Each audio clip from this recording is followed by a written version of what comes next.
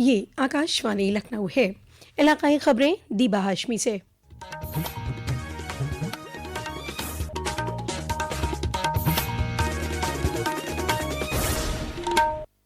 वजीर आजम नरेंद्र मोदी कल से 2 रोजा दौरे पर जॉर्डन जा रहे हैं। उनका ये सफर जॉर्डन नरेश अब्दुल्ला टू बिन अल हुसैन के मधु करने पर हो रहा है।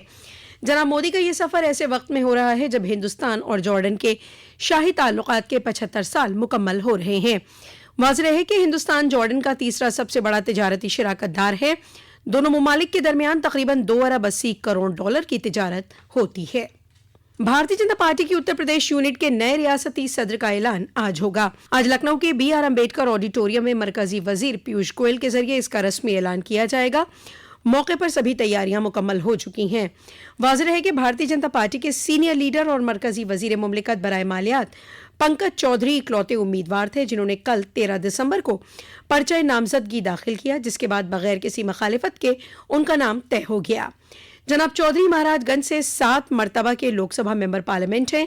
आज इस प्रोग्राम के दौरान वजीर आला योगी आदित्यनाथ, मरकजी वजीर पीयूष गोयल समेत कई सीनियर लीडरान मौजूद हैं। वजीर बराए रेल अश्विनी वैष्णव ने वंदे भारत ट्रेनों में मंतकाई खाना सर्व करने के मुद्दे पर कल अफसरान के साथ तबादले ख्याल किया। रेल भवन में मुनक़िद एक मीटिंग में जनाब वैष्णव ने अफसरान से कहा कि इस पहल से मुसाफिरों को मुख्तलिफ हलकों की तहजीब और जायके की खुशबू मिलेगी। जनाब वैष्णव ने यह भी कहा कि IRCTC वेबसाइट पर फर्जी यूजर ID बनाने वालों की तादाद हर रोज 1 लाख से कम होकर सिर्फ 5,000 रह गई है।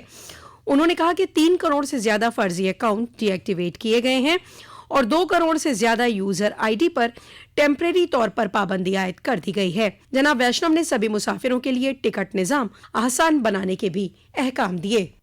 अयोध्या राम मंदिर ट्रस्ट एक अहम कदम उठाने जा रहा है। ट्रस्ट अब सुप्रीम कोर्ट से उन सभी तारीखी सबूतों और दस्तावेजों को वापस मांगेगा जिनकी बुनियाद पर सुप्रीम कोर्ट ने राम मंदिर के हक में तारीखी फैसला सुनाया था।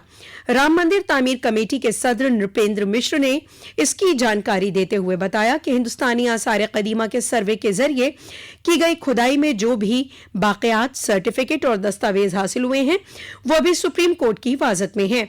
जनाब मिश्र ने कहा कि अब इस फैसले को इंतबा देने वाला कोई नहीं है। ऐसे में राम मंदिर ट्रस्ट अदलिया को रस्मी खत लिखकर गुजारिश करेगा कि सभी सबूत और दस्तावेज वापस सौंप दिए जाएं। उन्होंने कहा कि इन तारीखी विरासत को राम मंदिर अहाते में ज़ेरे तामीर म्यूजियम में महफूज रखा जाएगा, जिससे अकीदतमंद और रिसर्च करने वाले इन्हें देख और समझ सकें। अयोध्या में श्री राम मंदिर अहाते में प्रभु राम लला के विराजमान होने की दूसरी सालगिरह के मौके पर प्रतिष्ठा द्वादशी का इनेकाद 31 दिसंबर को किया जाएगा। कल हुई श्री राम जन्मभूमि तीर्थ हल्का ट्रस्ट की मीटिंग में इस मुतल्लिक फैसला किया गया। ट्रस्ट के जनरल सेक्रेटरी चंपत राय ने बताया कि इस मौके पर 27 से 31 दिसंबर तक 5 रोजा मजहबी अनुष्ठान मुनक़िद होंगे। उन्होंने बताया कि प्रोग्राम में मेहमान खुसूसी के तौर पर वजीर दिफा राजनाथ सिंह और वजीर आला योगी आदित्यनाथ मौजूद रहेंगे। दरियासना श्री राम मंदिर तामीर कमेटी के सदर नृपेंद्र मिश्र ने बताया कि राम जन्मभूमि अहाते में बाउंड्री वॉल की तामीर का काम शुरू कर दिया गया है। इस बाउंड्री वॉल में कुल 25 टावर बनाए जाएंगे। हमारे जनरल सेक्रेटरी साहब श्री चंपत राय जी विशेष रूप से कल बैठक में उपस्थित थे और उनके समक्ष पूरा प्रस्ताव बताया गया। उन्होंने भी देखा, उन्होंने अपनी सहमति दे दी है। अब बहुत ही गति से बाउंड्री वॉल का कार्य किया जाए। काशी तमिल संगमम के चौथे एडिशन के तहत बनारस में मुख्तलिफ सकाफती और तालीमी इनेकाद किए जा रहे हैं। पेश है एक रिपोर्ट। काशी तमिल संगमम में तमिलनाडु से आया 6वां महिलाओं का दल आज हनुमान घाट पहुंचा, जहां सभी ने गंगा में स्नान कर मां का पूजा पाठ करते हुए सुख समृद्धि का आशीर्वाद मांगा। गंगा स्नान के बाद समूह ने घाट पर स्थित प्राचीन मंदिरों में दर्शन पूजन किया। सभी लोगों को मंदिरों के इतिहास, दिव्यता, भव्यता और इतिहास के बारे में जानकारी दी गई। इसके उपरांत तमिल डेलीगेट हनुमान घाट स्थित सुब्रमण्यम भारती के घर गए, वहाँ उनके परिवार के सदस्यों से मुलाकात की। इसके बाद काशी हिंदू विश्वविद्यालय में समृद्ध नारी समृद्ध भारत शैक्षणिक सत्र का सफल आयोजन किया गया। यह शैक्षणिक सत्र काशी तमिल संगमम के मूल संदेश की पुनः पुष्टि करता है कि भारत का उज्जवल और समृद्ध भविष्य महिलाओं के सशक्तिकरण, सम्मान और नेतृत्व से अविभाज्य रूप से जुड़ा हुआ है। आकाशवाणी समाचार के लिए वाराणसी से मनीष सिंह। लखनऊ के गुरु गोविंद सिंह स्पोर्ट कॉलेज में 69वीं national school games under 17 athletics championship 2025 का कल इफ्तिताह हुआ।